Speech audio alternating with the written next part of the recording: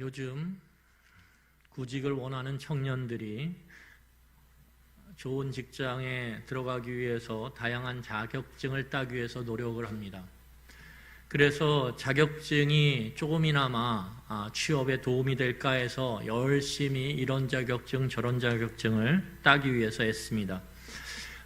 수요일마다 저녁에 줌으로 우리 청년부 리더들을 한 2달 정도 같이 성경 공부를 하면서 이야기를 나눴는데 그 중에 대학생 한 명이 이야기하는 게 뭐냐면 방학인데 그 방학 때 컴퓨터에 관련된 자격증, 영어에 관련된 자격증 이런 것들을 따기 위한 계획들을 같이 이야기하며 나눴던 기억이 있습니다.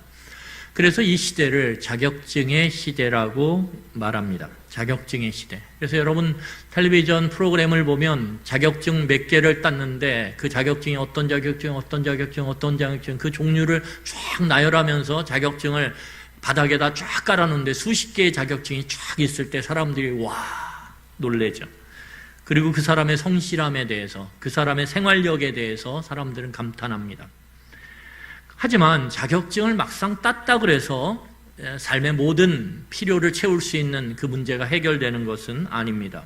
왜냐하면 자격증과 실력은 엄연히 차이가 있기 때문입니다. 그래서 여러분 장롱면허라는 말이 있듯이 운전면허증과 운전 실력은 엄연히 다른 것입니다.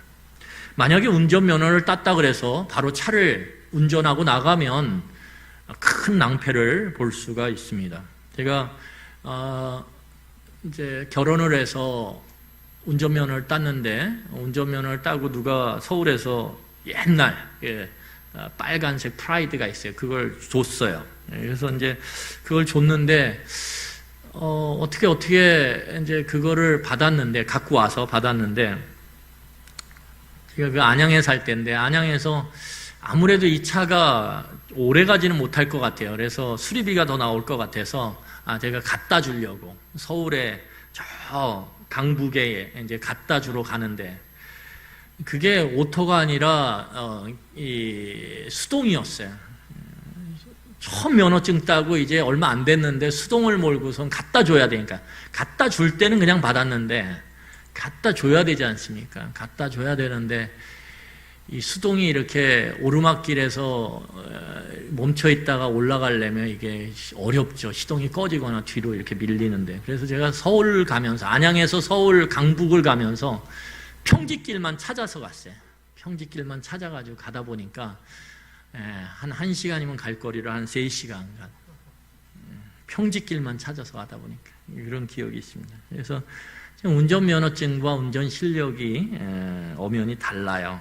그래서 우리가 이런 측면에서 보면 운전면허증은 끝이 아니라 시작이라고 할 수 있습니다. 시작.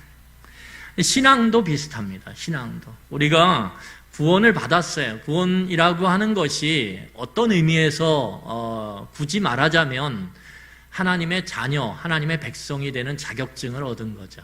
하지만 그 구원이 하나님의 백성 되는 자격증을 얻었다 그래서 그것이 끝이 아니라 시작임을 우리는 오늘 출애굽기 본문을 통해서 알 수가 있습니다.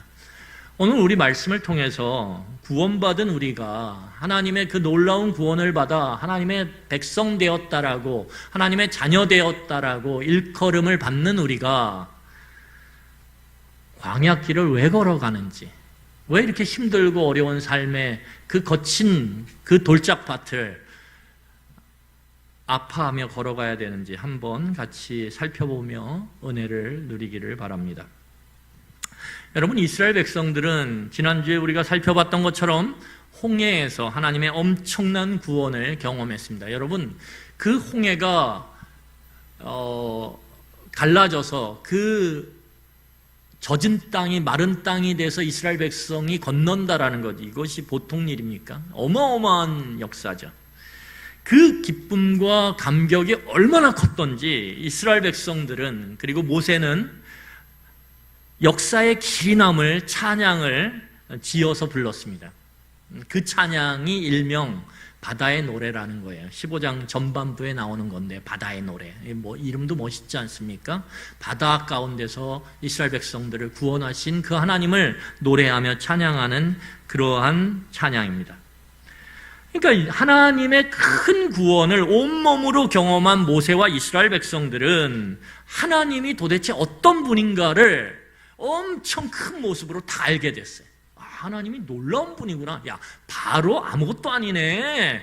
애굽 아무것도 아니네. 하나님에 대한 엄청난 지식이 이 홍해의 큰 구원의 사건을 통해서 이스라엘 백성들 각자에게 싹 들어왔습니다. 여러분, 하나님에 대한 놀라운 암, 하나님에 대한 놀라운 지식이 무엇을 만들어내냐 하면 찬양을 만들어내는 것입니다. 그러니까 찬양은 억지로 부르는 게 아니에요.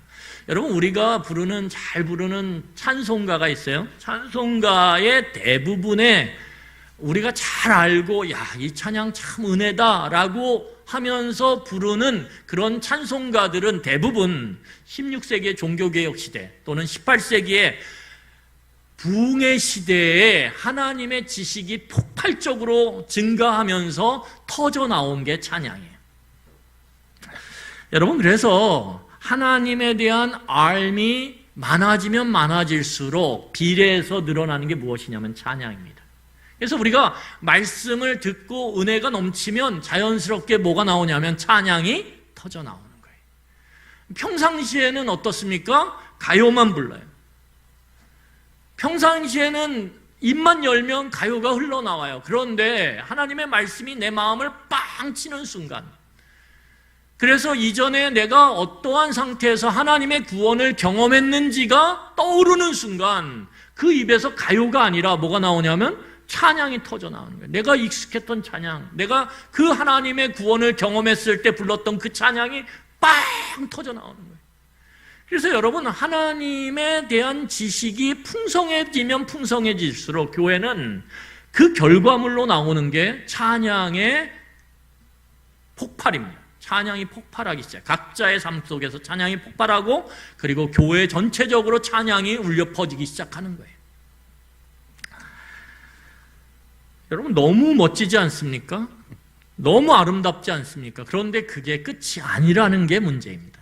그렇게 하고 와, 끝! 이랬으면 얼마나 좋아요. 그런데 이스라엘 백성들의 행진은 멈추지 않고 지속됐다라는 것입니다. 여러분, 이스라엘은 행진하기 위해서 하나님이 애굽에서 부르신 사람들이에요. 이 행진이라고 하는 것이 이스라엘 백성들에게 굉장히 중요한 단어인데, 또한 하나님의 은혜로 구원받은 우리에게도 동일하게 중요한 단어입니다. 왜냐하면 우리는 계속 구원받았다 그래서 그걸로 끝난 게 아니라 일상의 삶을, 어저께와 변함없는 일상의 삶을 살아가거든요.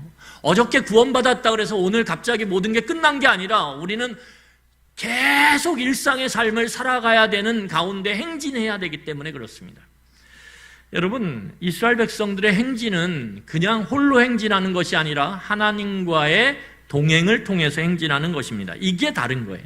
구원받기 전에는 그냥 혼자 살아가는 거예요. 그런데 구원받은 후에는 하나님과 함께 걸어가게 되어 있습니다. 그 하나님과 함께 걸어감 속에서 우리는 하나님을 알게 되고, 그 하나님을 안 그 하나님의 그 놀라운 능력과 은혜를 누리게 되는 거죠. 그래서 구원받은 후에는 하나님과의 누림이 우리 안에 경험되어져야 돼요. 하나님이 나와 함께 하시니까 참 좋구나. 하나님이 나와 함께 하시니까 참 힘이 되는구나. 이런 하나님과의 동행 가운데서의 누림이 우리 가운데 경험되어야 됩니다. 그런데 이 누림, 하나님과의 동행 가운데서 하나님을 누릴 수 있는 가장 중요한 키가 무엇이냐면 그것은 믿음입니다. 하나님에 대한 신뢰. 하나님에 대한 믿음, 하나님에 대한 신뢰가 우리가 생겨날 때, 그것이 커질 때 우리는 보이지 않는 하나님과 함께 동행하는 이 구원 이후의 삶 가운데서 온전히 그 누림이 충만해질 수 있는 것입니다. 그런데 이 동행을 위한 믿음은 하루아침에 이루어지지 않는다라는 데 문제가 있습니다. 이 동행을 위한 믿음, 그래야 하나님을 누리거든요. 보이지 않는 하나님을 누리거든요. 보이지 않는 하나님을 누림 가운데서 내 앞에 돌짝밭 같은 일상의 삶이 쫙 펼쳐져도 그것을 넉넉히 걸어갈 수 있는 힘이 생기거든요.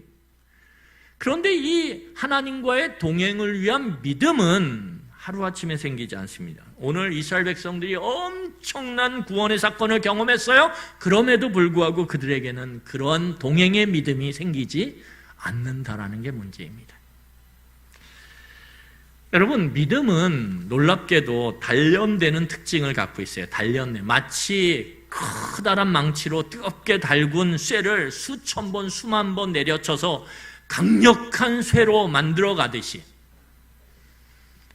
그렇게 믿음이 단련되어질 때 그 믿음이 강력한 믿음이 되고 견고한 믿음이 되어서 어떠한 상황 가운데서도, 어떠한 일상의 모습 가운데서도 흔들리지 않고 그 믿음이 하나님과의 동행 가운데서 하나님을 누릴 수 있도록 우리를 만들어 간다라는 거예요.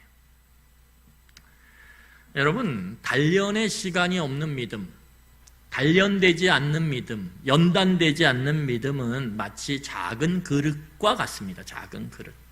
그래서 하나님이 이 어마어마한 홍해 사건을 통해서 은혜를 부으심에도 불구하고 그 은혜의 물을 담아낼 그 믿음의 그릇이 작으면 그 그릇에 담기는, 믿음에 담기는 은혜는 작을 수밖에 없어요. 아무리 많이 부어도 믿음의 그릇이 작으면 그 믿음이 담아낼 수 있는 하나님의 은혜는 작을 수밖에 없어요.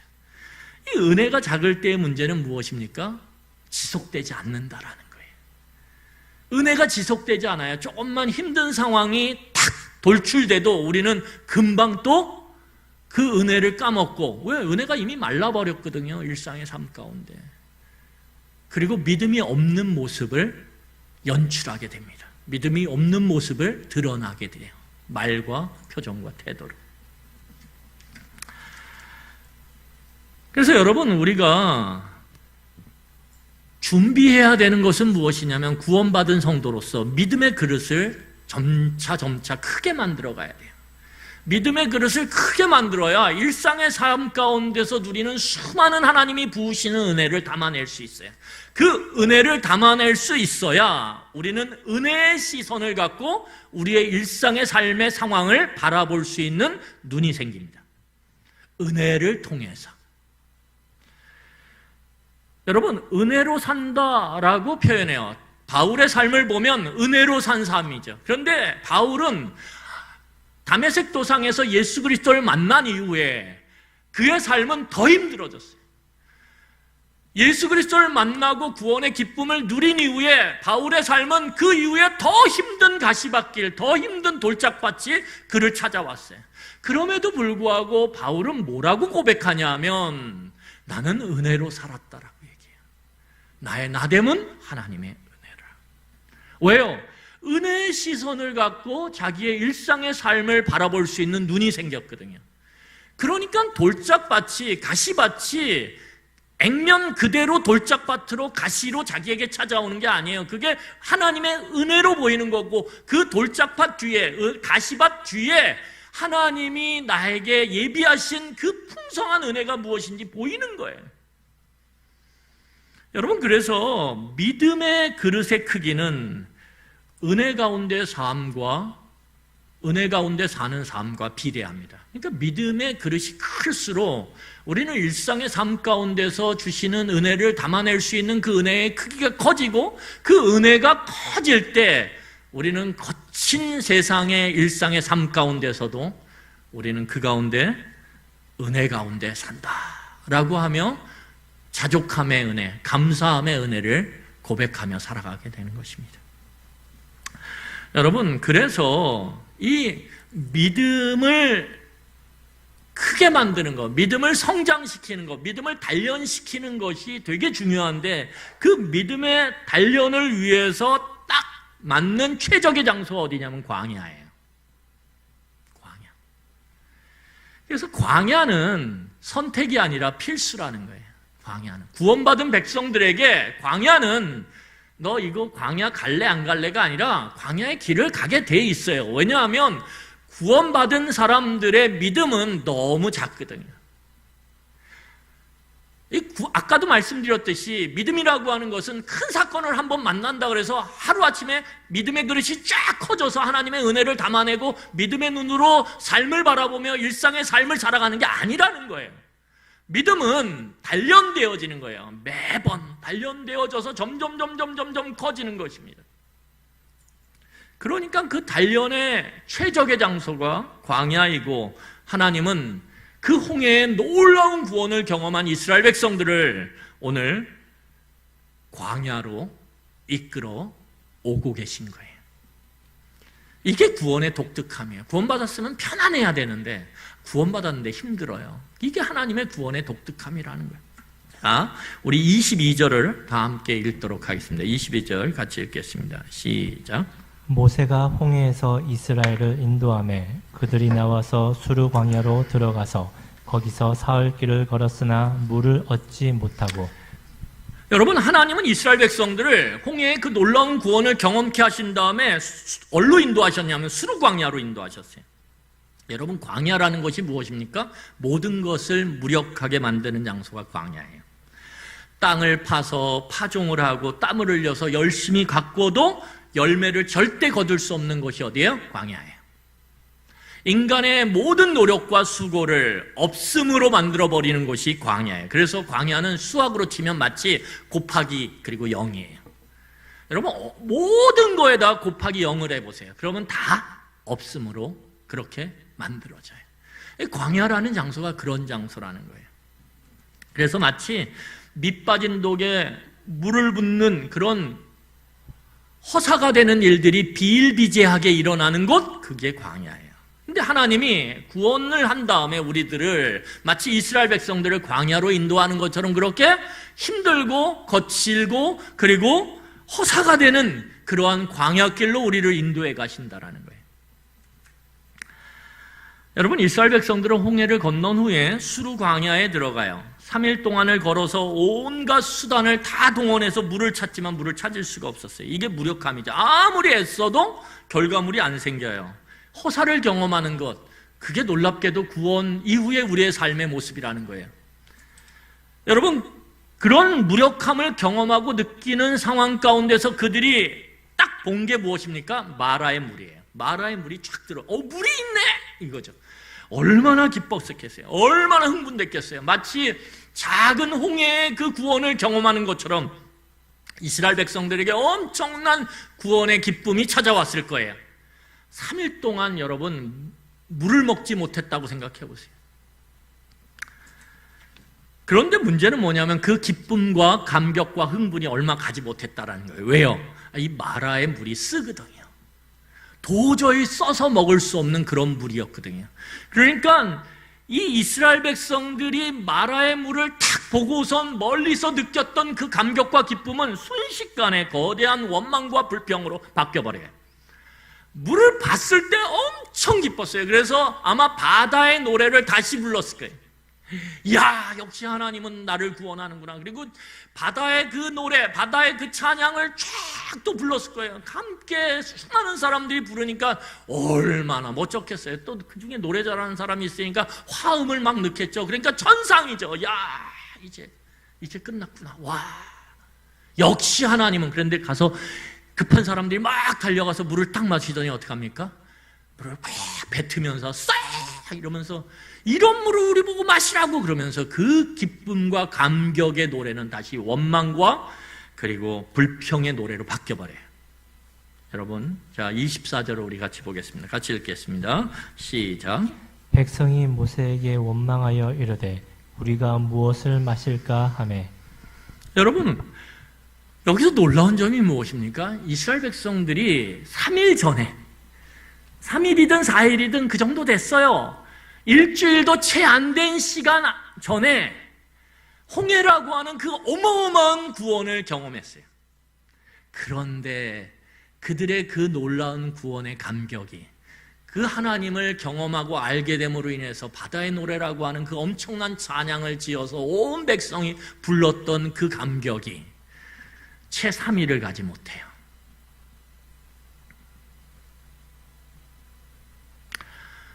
제3위를 가지 못해요. 제3위를.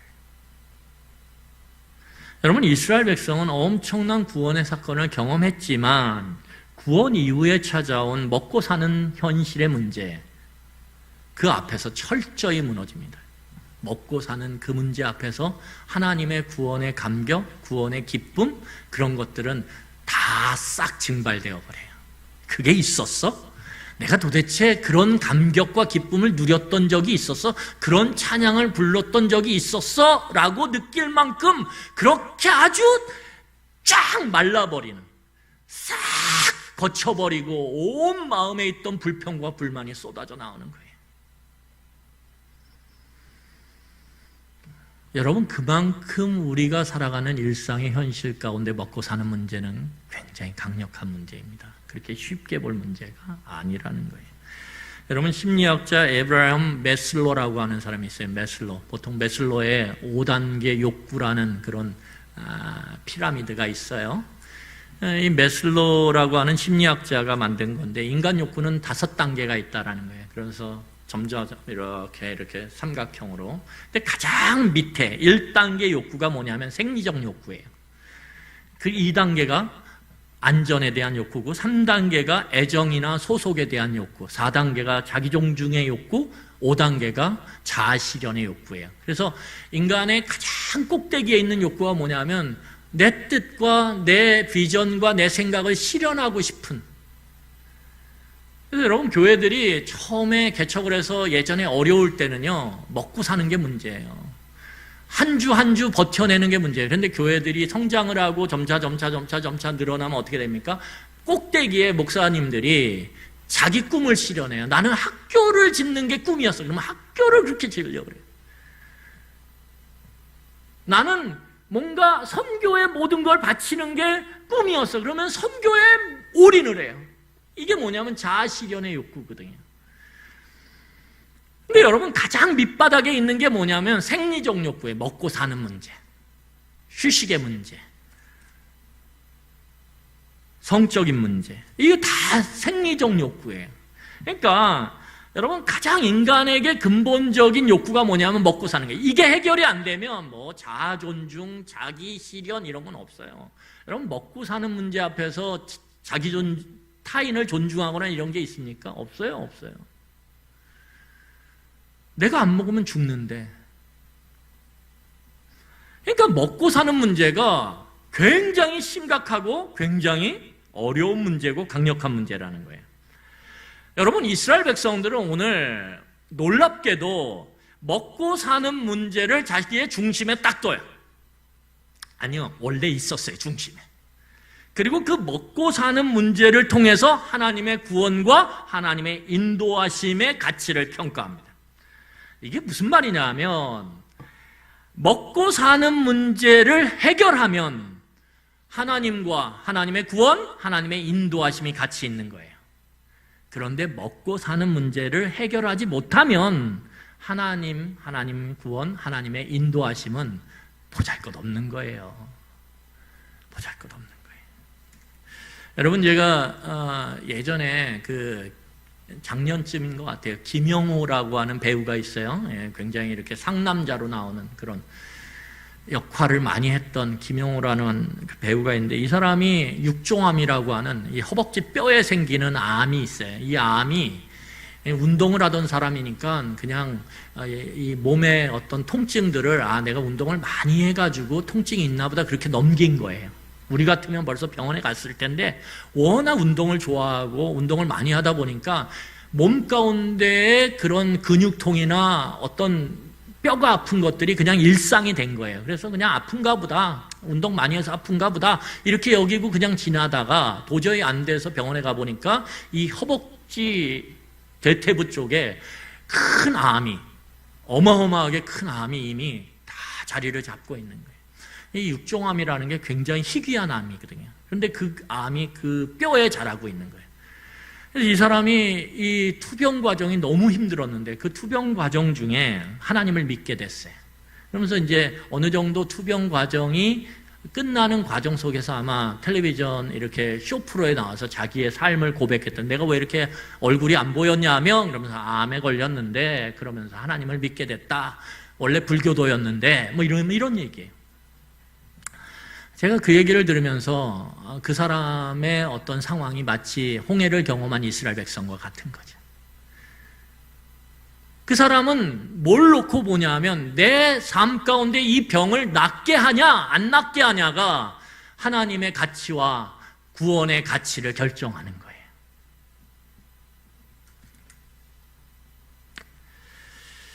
그러면서 얘기하는 게 교회 다니는데 참 힘들다. 적응이 아직도 안 된다.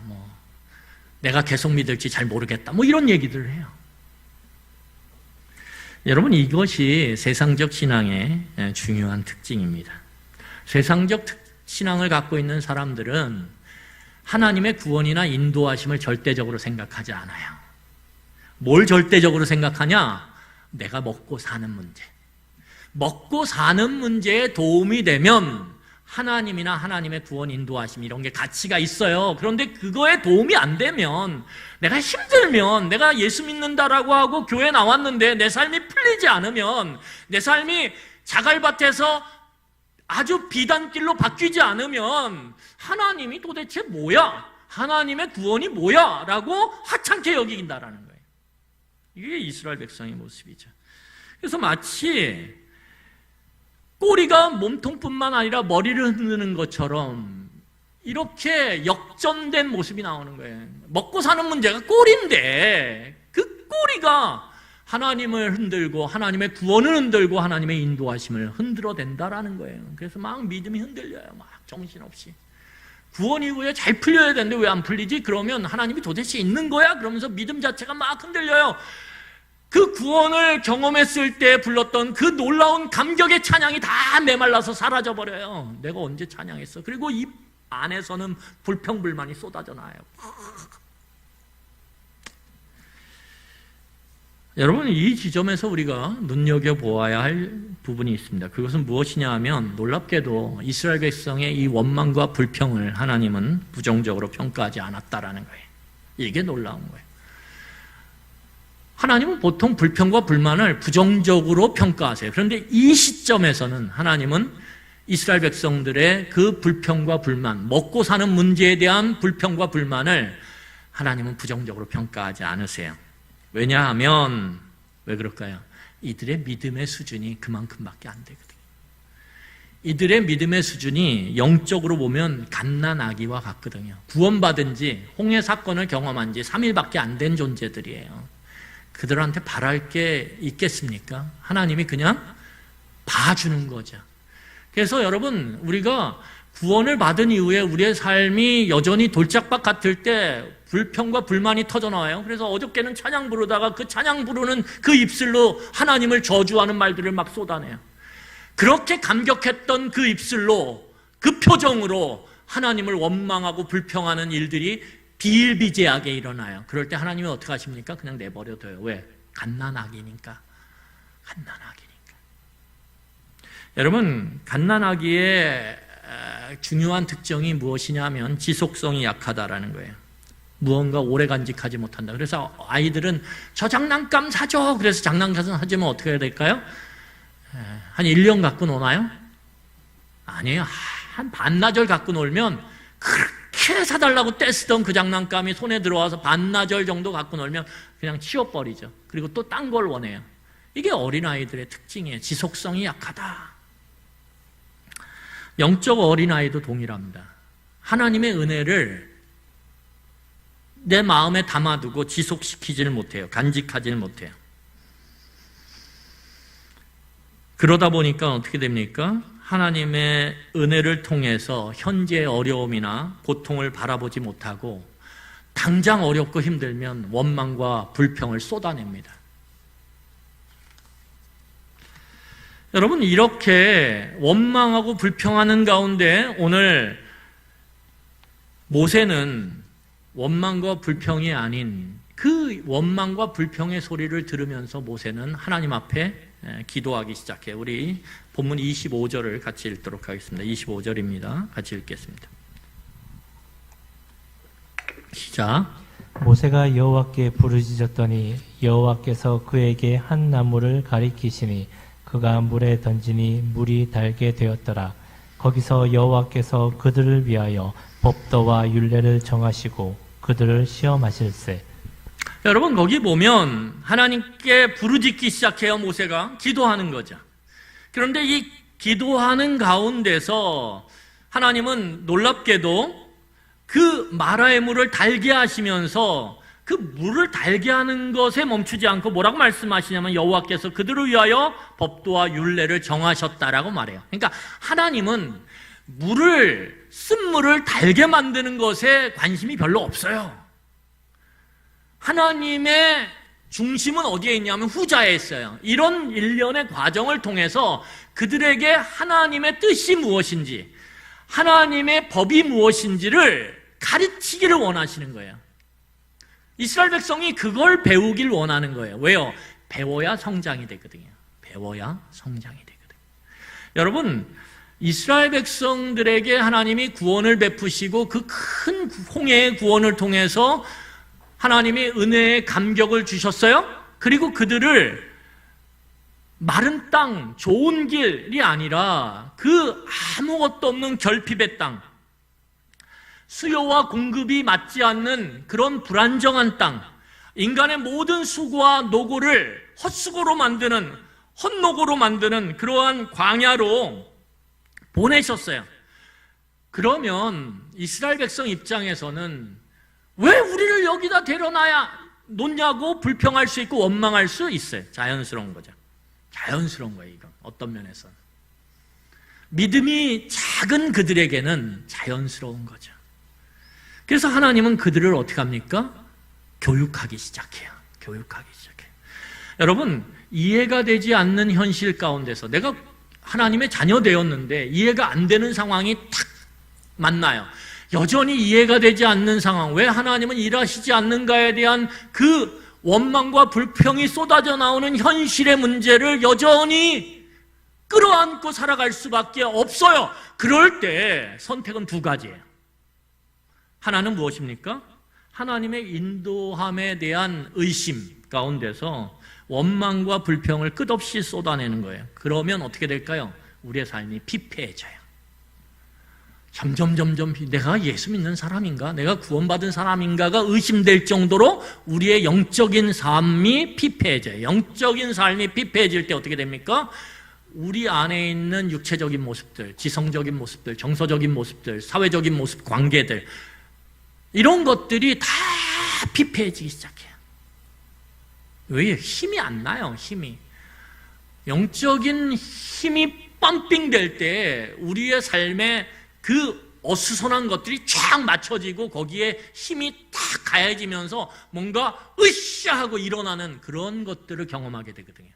근데 영적인 것들이 피폐해지면 우리들의 전체적인 삶의 구성 요소들이 점점 피폐해지는 거예요. 두 번째 선택은 무엇이냐면 이해는 되지 않아요. 하나님이 왜 우리를 구원하시고 이렇게 힘든 길로 계속 인도하시나? 왜 힘든 문제를 풀지 않으시고 계속 끌어안고 내가 끙끙대게 하시나? 이해되지 않아요. 이해되지 않지만 나를 구원하시고 인도하시는 하나님을 믿고 신뢰하며 여전히 하나님을 의존하기로 선택하는 거예요. 이 둘 중에 하나입니다. 그 중에 이스라엘 백성들은 뭘 선택해요? 전자를 선택하는 거예요. 내 먹고 사는 문제가 하나님의 구원, 하나님의 인도하심을 의심하게 만들고 그것을 향해 원망하고 불평하게 만드는 거예요. 그런데 그거에 비하면 모세는 어떻게 합니까? 그 상태에서 하나님을 향해 기도하며 부르짖습니다. 하나님을 의존하는 거죠. 여러분, 광야는 자신의 무력감을 깨닫고 하나님을 의존하고 순종하는 것을 배우는 장소예요. 그러니까 하나님이 우리를 구원하셨음에도 불구하고 이 광야길로 인도하신다라는 것은 무엇입니까? 우리가 하나님을 의존하고 하나님에게 순종하기를 지금 기다리고 계시다. 그걸 배워야 된다라는 거예요. 광야는 그래서 의존과 순종의 배움의 학교예요. 그 전제되는 것이 무엇입니까?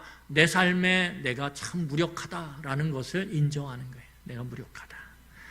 여러분, 내가 뭔가 해볼 것 같죠? 내가 뭔가 하면 될 것 같죠? 근데 우리를 둘러싸고 있는 세계는 훨씬 더 강력하고 힘이 세요. 그래서 내가 아무리 노력해도 내 노력이 허사가 되게 만드는 이 광야의 속임수, 광야의 헛됨이요, 어마어마한 힘입니다. 내가 애썼는데 내 애씀이 한순간에 그 작은 광야에서 0이 돼요. 왜? 사기꾼들 때문에. 그 작은 광야가 만들어내는 신기루 같은 사기꾼들이 내 애쓰고 평생을 힘써왔던 그 수고와 애씀의 결과를 0으로 만들어버려요. 여러분, 그런 일은 비일비재예요. 그러니까 내 무력감을 깨달을 때, 내가 사는 게 아니구나. 내가 사는 줄 알았더니 내가 사는 게 아니구나. 내가 보지는 못하지만, 알지는 못하지만, 한순간 그 가시덩굴과 그 웅덩이를 어떻게 피해서 살아가는구나. 하나님의 은혜구나. 우리는 이걸 고백할 수밖에 없는 거예요. 그냥 그거 못 보고 살아가니까 내가 잘나서 살아가는 것 같고 내가 잘해서 살아가는 것 같지만, 여러분, 믿음의 눈이 생기기 시작하면 내가 사는 게 아니구나. 그 가시 그거 찔릴 뻔했는데, 그 웅덩이에 빠질 뻔했는데, 하나님이 나를 그 은혜의 손길로 인도하셨구나. 이걸 고백할 수밖에 없는 거예요. 그래서 여러분, 무력감을 깨달을 때 우리는 전적으로 하나님에게 의존하고 순종하게 되어 있습니다. 무력감을 깨닫지 못하면 어떻게 됩니까? 우리는 순종하고 의존할 수가 없어요. 여러분, 그래서 이 혈기왕성한 청년들이 언제 가면 하나님을 의존하고 순종하게 돼요? 군대 가면 그래요. 군대 가면 자기가 할 게 별로 없거든요. 이 닫힌 공간에 가면 자기가 아무리 잘나도요, 그 별거 아닌 그 모자 하나, 빨간 모자 쓴 그 조교들의 말에 옆으로 굴러야 되고 뒤로 누워야 되고 모든 게 통제되거든요. 내가 사회에서 얼마나 돈이 많았든지, 얼마나 배움이 많았든지, 내가 얼마나 잘난 부모 밑에서 자랐는지 군대에 가면 아무 소용이 없어요. 그러니까 그때 뭐 하게 됩니까? 자기의 무력감을 깨달으며 어떻게 돼요? 하나님을 의존하고 순종하게 되는 거예요. 근데 나오면 또 달라지죠. 내가 할 수 있는 게 많아지니까 제대하고 나오면 또 자기 잘난 맛에 살아가요. 하나님 의존하지 않아요. 하나님 순종하지 않아요. 여러분, 오늘 하나님께서 이스라엘 백성들을 훈련시키기 위해서 광야로 인도하셨고요. 그 광야에서 이스라엘 백성이 받아야 되는 훈련은 뭐냐면, 내가 무력하다라는 걸 깨닫고 어떻게 하는 겁니까? 하나님의 인도하심에 의존하고 하나님의 말씀에 끝까지 순종하는 걸 훈련하는 거예요. 그게 광야로 우리를 이끄시는 하나님의 목적이에요. 넌 훈련받아야 돼. 그 훈련받음을 통해서 어떻게 해요? 우리의 믿음이 단련되어지고, 그래서 그 믿음의 그릇이 커질 때 우리는 일상의 작은 것들 가운데서도 우리를 인도하시는 하나님의 은혜로 그 믿음의 그릇이 채워지게 돼 있어요. 믿음의 그릇이 쫙 은혜로 채워질 때 우리의 일상은 바뀌지 않았는데, 내 삶의 현실은 바뀌지 않았는데도 불구하고 우리에게 불평과 불만이 터져나오는 것이 아니라 그 믿음의 그릇에 채워진 은혜를 통해서 현실을 바라봄으로 사도 바울이 고백했던 그 고백처럼 모든 것이 주의 은혜다. 내가 자족함을 배웠노라. 궁핍 가운데서도 그렇게 고백하는 놀라운 시선의 확장, 마음의 확장, 태도의 확장이 일어나는 것입니다. 여러분, 우리 26절을 한번 같이 읽겠습니다. 시작. 이르시되 너희가 너희 하나님 나 여호와의 말을 들어 순종하고 내가 보기에 의를 행하며 내 계명에 귀를 기울이며 내 모든 규례를 지키면 내가 애굽 사람에게 내린 모든 질병 중 하나도 너희에게 내리지 아니하리니 나는 너희를 치료하는 여호와임이라. 여러분, 이것을 신학적 용어로 도식화를 하면 우리가 하나님을 믿고 구원받는 걸 중생이라 그래요. 다시 태어남, 중생. born again이라고 하는 이 중생을 경험하게 될 때, 그리고 나서 우리에게 요구되는 것이 무엇입니까? 거룩하게 되는 거예요. 하나님의 거룩함을 닮아가는 것. 그래서 하나님이 출애굽기에 뭐라고 말씀하시냐면 출애굽기에 약 100번 정도 내가 거룩하니 너희도 거룩하라 이렇게 얘기해요. 왜? 우리는 구원 이후에 동행하게 되거든요. 동행하는 가운데서 우리는 하나님을 닮아가게 돼 있어요. 그 거룩함을 뭐라고 신학적 용어로 표현하냐면 성화라고 표현합니다. 그런데 이 성화를 오늘 본문의 내용으로 우리가 바꾸어 말하면 무엇입니까? 성화는 하나님을 의존하고 하나님의 뜻에 순종하는 거예요. 의존과 순종이 이루어지는 삶, 그것이 성화의 삶이라는 거예요. 그래서 의존과 순종은 점점 커가는 거예요. 커가는 거예요. 그것이 커갈 때 우리의 믿음도 커지는 거예요. 그 믿음이 커질 때 우리 안에 똑같은 상황임에도 불구하고 아직 풀리지 않는 돌짝밭과 가시밭을 걸어감에도 불구하고 그 믿음의 그릇에 담겨진 은혜로 우리는 우리의 삶의 현실을 바라볼 수 있는 눈이 생기는 거예요. 그래서 사도 바울과 같은 고백을 하는 거죠. 내가 빈궁에 처할 때에도 부함에 처할 때에도 나는 자족함, 만족함, 하나님께 감사함의 삶을 누리노라 이렇게 고백하는 거예요.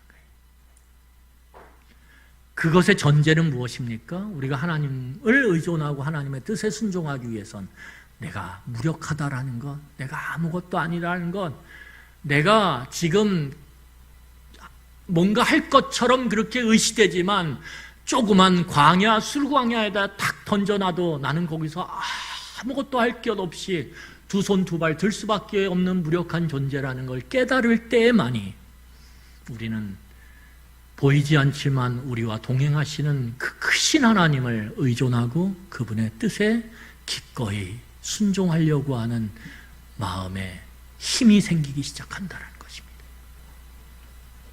여러분, 이스라엘 백성들은요, 하나님께 의존하고 순종한다라는 걸 뭔지를 몰랐어요. 왜 몰랐냐면 이들은 태어나면서부터 뭐예요? 철저히 세상의 생각을 받아들였고 배웠고 그 세상의 생각과 가치를 추구하는 것이 선이라고 그렇게 배웠고 봤어요. 그리고 세상에서 가장 소중한 것들을 모으고 쌓는 것이 인생의 목표로 그렇게 정해진 사람들이에요.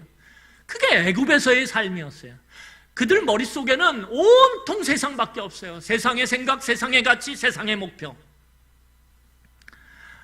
그렇기 때문에 이스라엘 백성들이 공간적으로는 애굽을 떠났지만 그럼에도 불구하고 그들의 마음과 생각에 그리고 그들의 습관의 태도에 모두 자리 잡고 있는 것은 애굽의 생각이었고 애굽의 가치였고 애굽의 목표예요.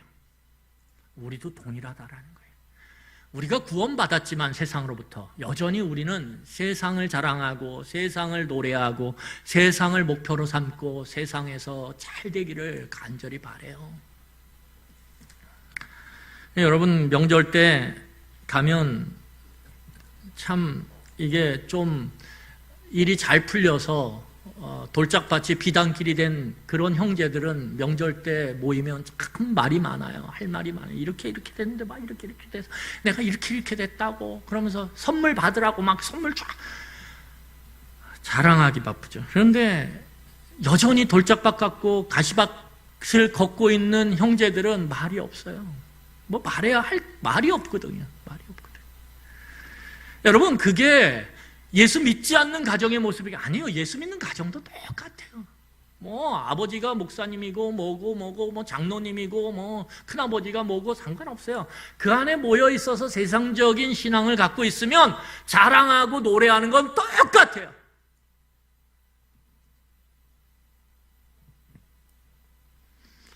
여러분, 진정한 구원은 공간이 바뀌는 게 아니에요. 우리가 맨날 주일날이면 집에서 누워서 텔레비전 보고 맛있는 거 만들어 먹고 거기서 애들이랑 보드게임하고 아니면 산으로 들로 놀러가고 놀이공원으로 놀러가고 그랬던 삶이 내가 구원받은 다음에 주일날 시간 11시가 딱 되기 전에 교회에 탁 나와서 앉아있는 것, 내가 맨날 눈만 뜨면 불렀던 노래가 온갖 가요 차트를 쫙 깨고 있었는데 어느 순간인가 내 노래가 CCM으로 바뀐 것. 아니, 그것이 구원을 의미하지 않는다라는 거예요. 구원은, 진정한 구원은 마음과 생각과 행동의 선택이 바뀌는 거예요. 내 마음이 바뀌고요, 생각이 바뀌고요, 삶의 구체적인 선택이 변하는 거예요. 그래서 구원은 이꼬르 변화예요. 변화가 없으면 내 구원을 의심해야 돼요. 변화에 대한 갈망, 변화에 대한 몸부림이 없으면 내 삶을 다시 한번 심각하게 돌아봐야 돼요. 그게 현실이에요. 목사도 마찬가지입니다. 왜 안 바뀔까? 왜 안 변할까? 왜 자꾸 삶에 또 동일한 문제가 계속 그렇게 일어날까? 그러면 고민해야 되는 거예요. 내가 과연 예수를 진짜 믿나? 내가 진짜 하나님의 자녀인가?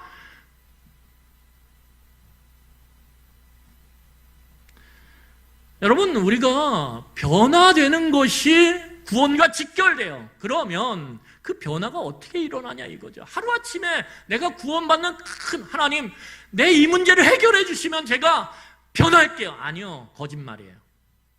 그 문제 해결된다고 변하지 않습니다. 홍해 문제 앞에서 이스라엘 온 백성들이 그렇게 기도했을 거예요. 이 문제만 해결되면, 하나님 그래서 날 구원하시면 제 바뀔게요. 아니요, 안 바뀌었어요. 이스라엘 백성들 3일 못 갔어요. 우리는 끊임없이 배워야 돼요. 뭘 배울까요? 광야길에서 무력한 존재임을 깨닫고 두렵고 떨리지만 하나님을 의존하고 하나님의 뜻에 순종하면서 일상의 그 자갈밭을 아프지만 걸어가는 것, 그것을 배워야 합니다. 하나님이 원하시는 건 그거예요. 그 자갈밭길에 하나님의 뜻이 있음을, 그 가시밭길에 하나님의 뜻이 있음을, 인도하심이 있음을 믿고 아프고 힘들지만 불평과 원망이 아닌 진짜 신음소리 같은 찬양을 부르며 그 길을 걸어가는 거예요. 그 신뢰, 그 순종이 우리의 삶에 일어날 때 하나님 놀랍게도 우리를 뭘로 인도하시냐 하면 엘림으로 인도하십니다. 우리 27절 같이 읽겠습니다. 27절 같이 읽겠습니다. 같이 읽겠습니다. 시작. 그들이 엘림에 이르니 거기에 물샘 12과 종려나무 70그루가 있는지라 거기서 그들이 그 물 곁에 장막을 치니라. 아멘. 우리 이 시간에 같이 좀 기도하겠습니다.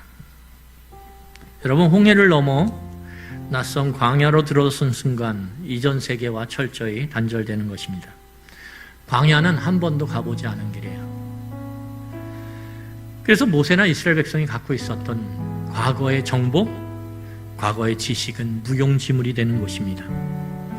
그들의 과거의 그 찬란한 성공과 성취, 3일 전에 있었던 그 놀라운 홍해 사건의 그 구원의 감격, 그것들이 다 쓸데없는 곳이 되는 게 광야예요. 그래서 마치 빛바랜 그 어린 시절 받았던 뭐 사생대에 나가고 뭐 어디 과학 증진대에 나가고 성적을 잘 받아서 땄던 그 메달들, 그 빛바랜 상장들이 벽에 걸려있는 게 바로 광야예요. 그게 뭔데 도대체? 제가 이만큼 놀라운 메달과 상장을 받았는데요? 어렸을 때요? 광야는 그것을 향해 코웃음을 쳐요. 그게 뭔데? 그게 도대체 지금 뭐가 필요한데? 그래서 광야는 아무리 애써도 계속 제자리만 맴돌아요. 내가 아무리 애써도 몸부림쳐도 계속 제자리야. 바뀌는 게 없어요. 계속 제자리야. 좀 나아질 것 같아서 막 몸부림치는데 다시 원위치. 나아감이 없어요. 한치도 앞으로 나아감이 없어요. 그게 광야예요. 이런 광야길을 걸어가요. 그런데 여기에 전제가 있어요. 나는 홍해 사건을 경험한 하나님의 백성이라는 거예요. 나는 하나님의 백성이라는 거예요.